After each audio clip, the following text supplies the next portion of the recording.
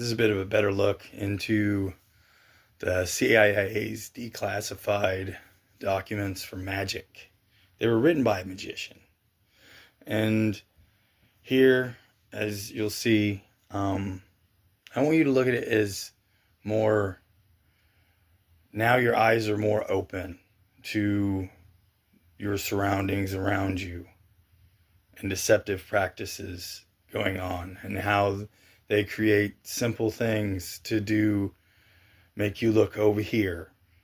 This goes for life you'll see that our government is doing magic on a very, very large scale, okay?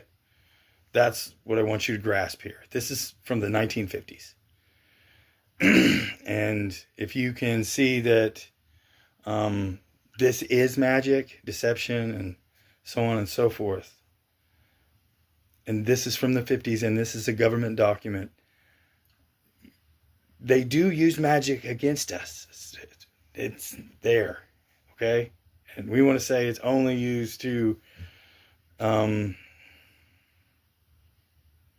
fight crime. We know that it's not, okay? We know through science advancements that our technology is way more than it was in the 1950s, okay? So as we look through this, let's use our minds and wonder, how far advanced has it gotten, especially since this 1950s document just got declassified not too long ago. So this is like the entrance of what they knew. This was the top level wizard technology in the 1950s. So remember that. This is magic. This is how it works. It's not all exactly as we believe it to be. And we know our government does magic. So these are their techniques from way back when. And to be honest, all you really have to do is think about it and what could they have advanced it to? And that's where you should be, okay? So this is for self-defense. All right. Thank you, guys. When you sit down in a theater, like to watch a stage magician, there's this unspoken contract you sign the moment you hand over your ticket. Right. You fully know you're going to be lied to. Exactly. The lights dim, the performer waves a hand, a dove appears out of nowhere, and your brain just accepts the illusion. We tend to think, well, their hands are just incredibly fast. Yeah, that's the classic assumption. But what if they aren't fast at all? What if that magician doesn't rely on speed, but just understands the mechanical flaws of your own perception better than you do? Which is a pretty unsettling thought if you really sit with it. It is. Now take that exact same psychological manipulation, strip away the tuxedo, the theater, and the willing audience, and drop it into, I don't know, a dimly lit alley in Cold War-era Moscow. Yeah, the environment completely changes the nature of the performance there. I mean, the lights aren't dimmed, there's no stage, and the audience, usually a hostile counterintelligence officer, has no idea a performance is even happening. Right. You don't get applause, you get state secrets. The stakes go from entertainment to literally survival. And that transition from the stage to the shadows is the exact premise behind a long-lost, highly classified document we're exploring in today's deep dive. It's called the Official CIA Manual of Trickery and Deception. A very literal title. Very literal. And our mission for you today is to uncover the secret and frankly terrifying link between espionage and stage magic. We're going to examine how intelligence officers learn to weaponize the principles of illusion to manipulate the perceptions of completely unsuspecting targets. It's a wild piece of history. It really is. And the origin of this manual starts with a moment of just pure desperation by the U.S. government. I mean, the CIA actually went out and hired a professional, world-renowned stage magician during the height of the Cold War to train their spies. Okay, let's unpack this. Why a magician? Well, to understand how a spy agency reaches the point of hiring an illusionist, we really have to look at the sheer suffocating paranoia of the early 1950s.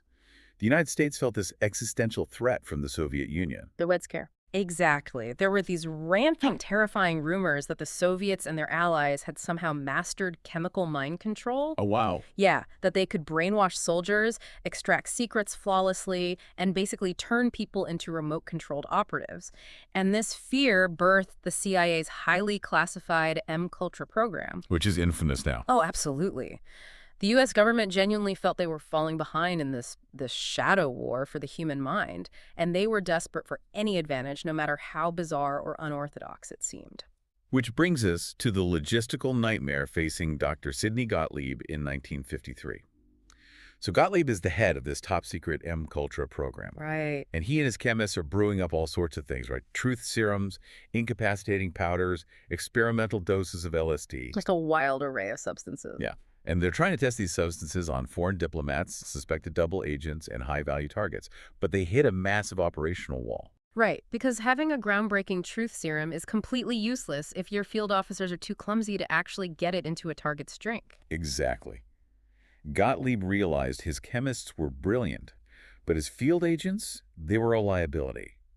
These targets were highly trained, paranoid individuals looking for traps. Right, a CIA officer just attempting to casually reach across the table and, drop a pill into a Soviet official's coffee, they were going to get caught. And potentially spark an international incident. Exactly. Delivering these substances covertly required a very specific physical skill set that simply did not exist in the military or intelligence communities at the time. Gottlieb needed someone who knew how to hide things in plain sight, right in close proximity to a suspicious observer. Enter John Mulholland. At the time, Mulholland was one of America's most respected magicians. And he wasn't a grand illusionist making elephants disappear. He was a master of close-up magic. Right, sleight of hand. Yeah, his expertise was manipulating objects right in front of an audience's face. Gottlieb hires him for $3,000, which was a massive sum at the time, to write top-secret manuals translating the art of the stage into the tradecraft of the spy. And the only reason we even have the privilege of reading this manual today is pure luck. Pure luck. Yeah, because in 1973, facing congressional investigations, CIA Director Richard Helms ordered every single M-Culture document completely destroyed. They wanted it all gone. And they almost succeeded in erasing the entire program. But Mulholland's manuals survived purely by a historical accident. It was a literal misfiling in the agency's vast archives. Wow, just put in the wrong box. Exactly. They sat there gathering dust in a mislabeled box until intelligence historians H. Keith Melton and Robert Wallace stumbled upon them in 2007. And what's fascinating here is that finding them revealed a profound irony. How so? Well, John Mulholland, like all professional illusionists, had sworn a sacred oath to his peers to never reveal the secrets of his craft to a non-magician. Oh, right, the magician's code. Yeah. Yet, for the sake of national security, he broke that oath. He literally handed over the keys to human perception to the intelligence community. It's crazy. The manual itself quotes the famous science fiction author Arthur C. Clarke, who said, "Any sufficiently advanced technology is indistinguishable from magic." A great quote. It is, but looking at the techniques Mulholland taught these spies, I actually want to challenge that framing a bit. Like, the gadgets are interesting, sure, but reading through these methods, this doesn't feel like a reliance on advanced technology.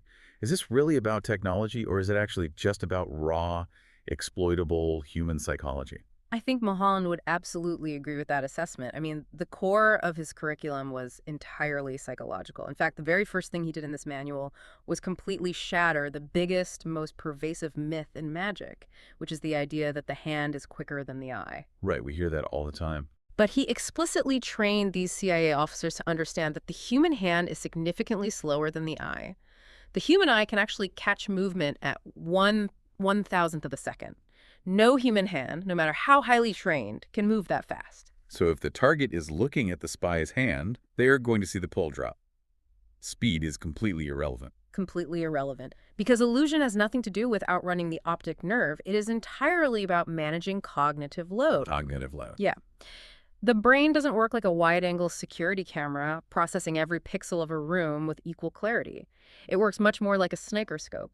It has a tiny, hyper-focused field of depth. Okay, that makes sense. The human mind can only truly focus its active processing power on one single thought or narrative at a time. So if the spy can dictate exactly where the target points that cognitive sniper scope, everything outside that narrow radius effectively ceases to exist in the target's conscious mind. And Mulholland's examples of how to manipulate that sniper scope are just brilliantly simple. Take the matchbook trick. Oh, that's a classic. Right. Let's say an intelligence officer needs to drop a pill into the drink of the person sitting directly across from them at a cafe. Mulholland says you don't use some lightning-fast flick of the wrist. Instead, you offer the target a cigarette. Right. You pull out a matchbook. As you strike the match and bring the flame up to light their cigarette, you drop the pill from your other hand into their glass. Because the sensory overload of that moment is entirely calculated. Exactly. The target's eyes, and more importantly their cognitive processing, are completely hijacked by the sudden burst of the flame, the heat, and the social interaction of accepting the light. In that specific second, the target is functionally blind to the spy's other hand, even if it's moving in plain sight. Because the broader natural gesture completely masks the smaller illicit one. Precisely. He applies this same manipulation of the brain's narrative to other mundane scenarios too, like the salt shaker trick. Let's say you're at a restaurant and you want to secretly pocket a small item off the table, or perhaps pour a powder. You pick up a salt shaker and pretend it's clogged. You tap it on the table, you project annoyance, you unscrew the cap, and you pour a pile of salt into your own hand to pinch from. And this relies on establishing what magicians call a false premise. A false premise. Because you've provided the target's brain with a perfectly rational, albeit frustrating, narrative. The clogged shaker, anyone watching completely stops asking questions. Their brain accepts the story of the clogged shaker, so it stops allocating processing power to monitor the hand holding it. Yeah, and that allows your hand to close, drop below the table, and slip something into your pocket completely unobserved. But the physical movement of the hands and the props is really only half the battle.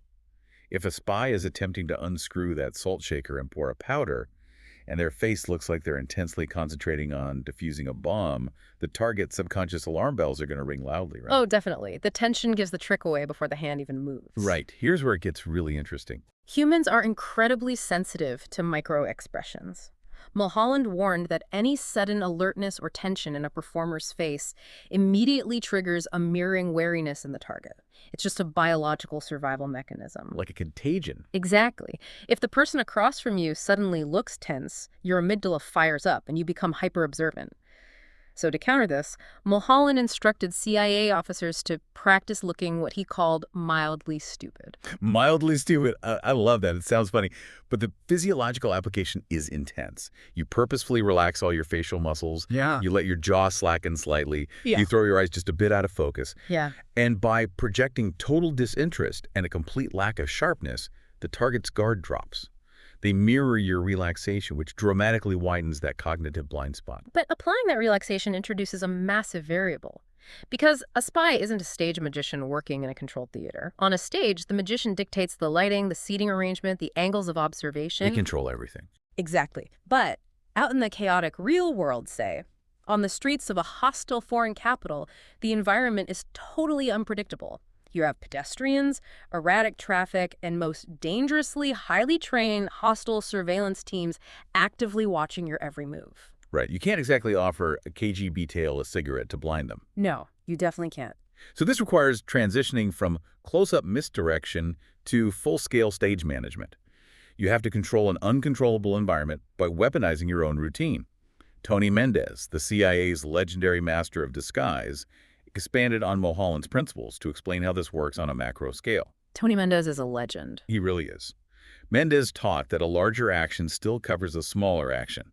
But in the field, the larger action is a painstakingly boring routine that lulls the surveillance team into a false sense of security. Right. If a spy leaves their apartment at the exact same time, walks the exact same route, and buys the exact same newspaper every single day for months, the surveillance team's alertness severely degrades.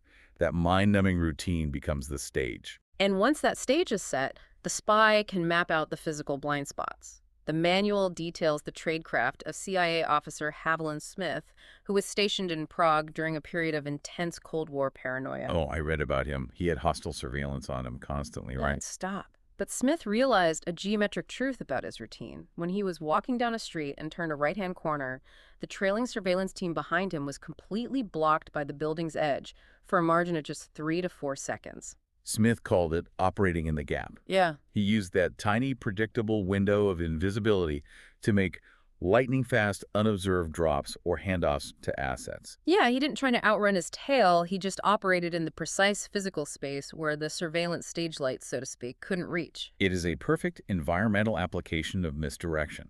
But perhaps the most spectacular example of stage management in intelligence history was orchestrated by Tony Mendez himself during the 1980 Iran hostage crisis. Ah, the Argo escape. The famous Argo escape.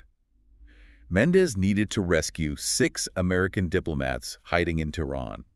He created a completely fake Hollywood production company, Studio 6 Productions, claiming they were scouting locations for a science fiction movie. It's still hard to believe that worked. I know.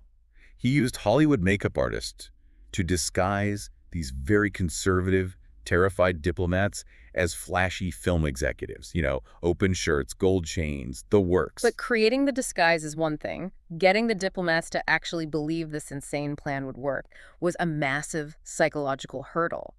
These people were terrified. Understandable. If they looked terrified at the airport, the Iranian Revolutionary Guard would execute them. So Mendez sits them down in their hideout in Tehran, and he doesn't just hand them passports. He performs a close-up sleight-of-hand magic trick for them called the impassable corks. Wait, a magic trick? Yeah. Right before trying to escape the country. Yes.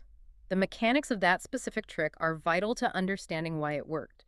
Mendez held 2 solid wine corks, gripped between his thumbs and index fingers. He brought his hands together, the corks interlocked, and then with a simple twist, they seemingly melted through each other. Oh, wow. It's a tactile impossibility happening right in front of their eyes. When Mendez performs this, he isn't entertaining them. He's proving that reality is malleable. He's showing them that human perception is deeply flawed. He fundamentally rewired their belief system in that room.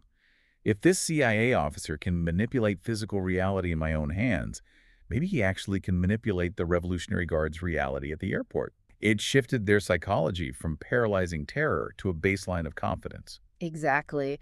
As the illusionist Jim Steinmeier noted when analyzing the psychology of the Argo success, once a performer has an audience under a spell, once the false premise is accepted, you can march an elephant across the stage and no one would notice. That is wild.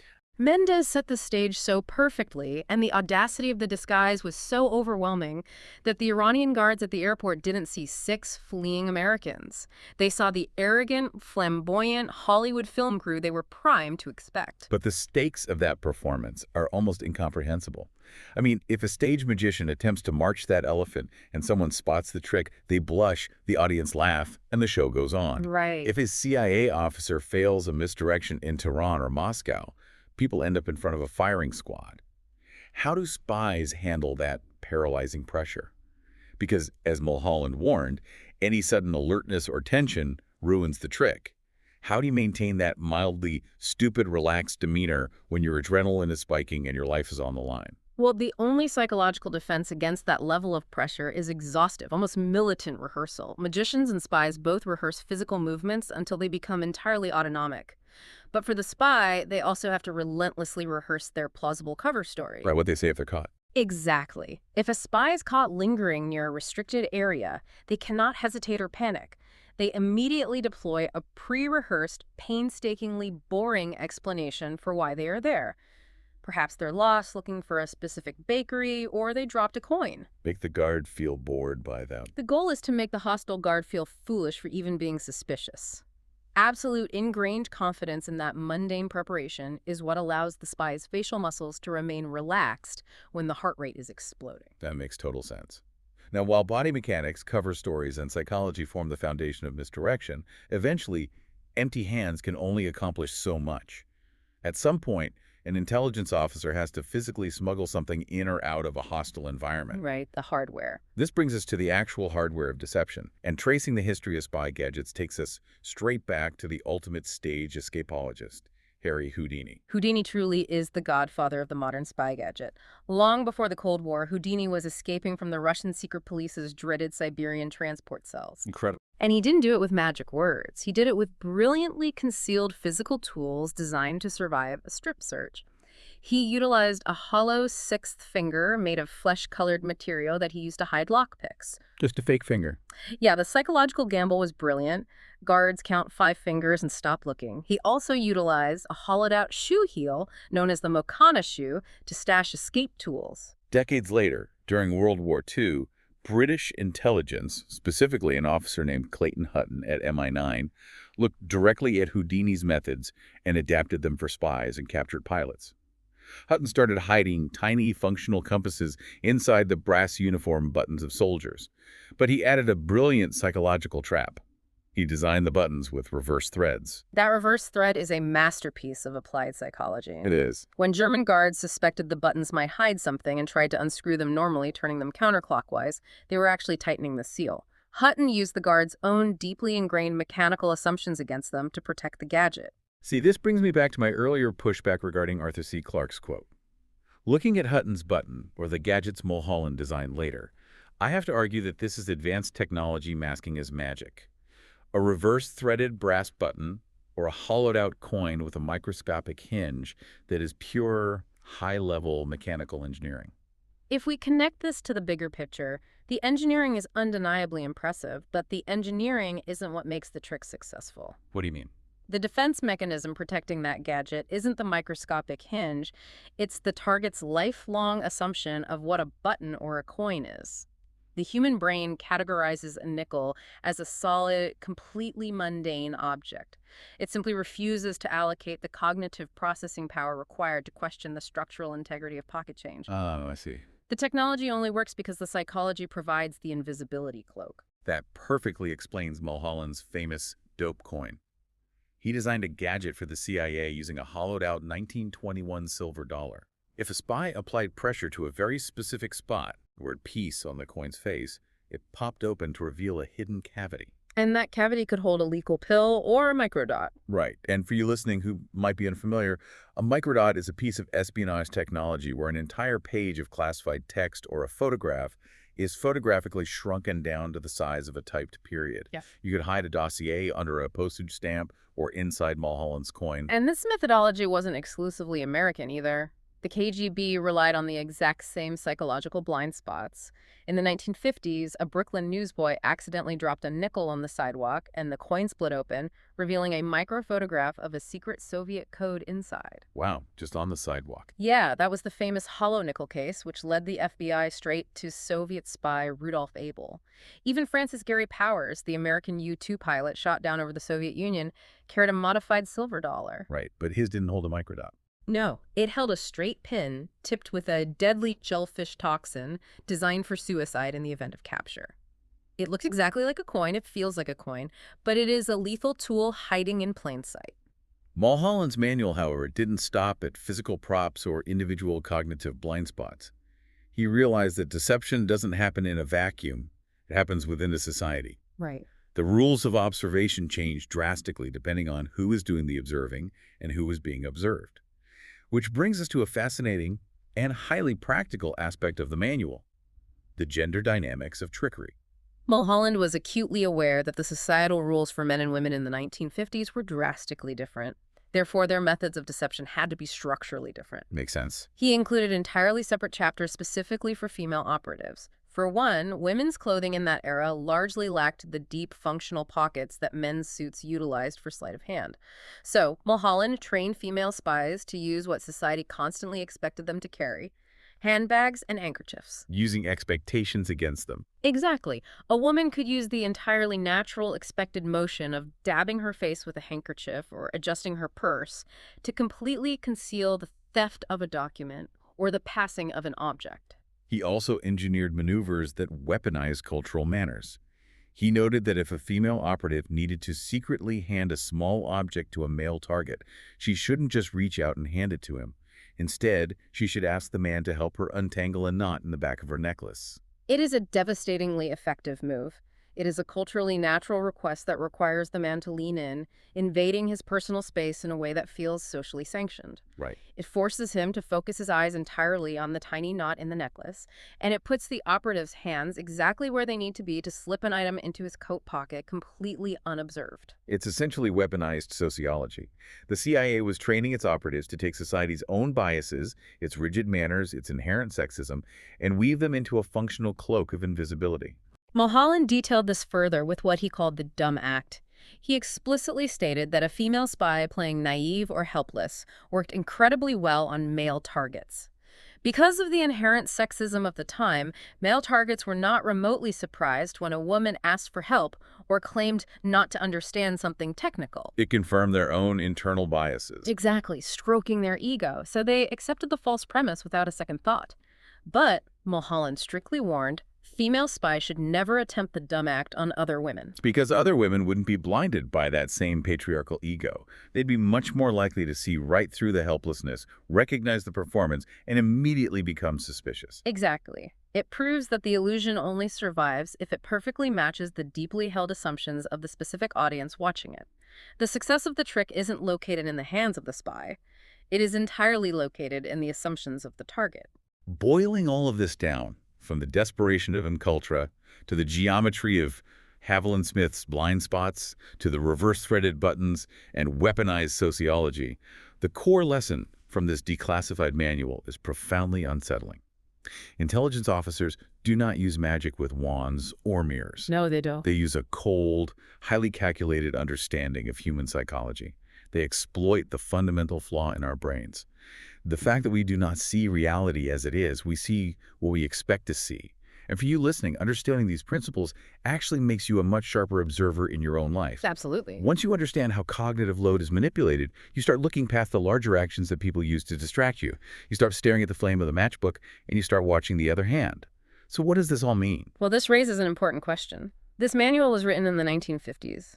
If the CIA could successfully weaponize our psychological blind spots back then, using nothing more than matchbooks, silver dollars, and manipulated body language, how are modern digital illusions controlling our perceptions today? Oh, wow. With algorithmic feeds designed to hijack our cognitive sniper scopes and deepfakes providing flawless false premises, what is the modern sleight of hand that we are failing to notice right in front of our screens? You sit down to watch the magician, you know it's a trick, and yet your brain still falls for it. Only today, the stage is in your pocket, and the stage manager is an algorithm. We will leave you with that to think about. Thanks for joining us on this deep dive. See you next time.